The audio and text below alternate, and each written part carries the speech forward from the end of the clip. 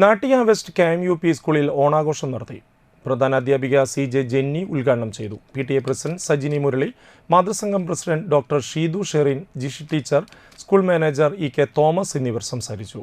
ഓണപ്പൂക്കളം, പൂക്കള മത്സരം, വടംവലി, ഓണക്കളി, ഓണസദ്യ എന്നിവയും നടന്നു. ടീച്ചർമാരുടെയും വിദ്യാർത്ഥിനികളുടെയും നേതൃത്വത്തിൽ തിരുവാതിരക്കളിയും ഉണ്ടായി.